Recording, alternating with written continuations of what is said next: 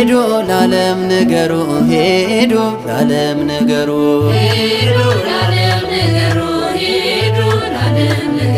ክርስቶስ ተነስቷል ብላችሁ መስክሩ ሄዶ ለዓለም ንገሩ ሄዶ ለዓለም ንገሩ ጊዜው የዝማሬ ነው ጊዜው የእልልታ ነው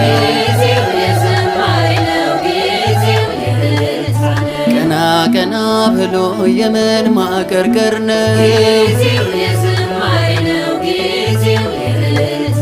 ኑና ስሙን አክብሩ ኑና ስሙን ቀድሱ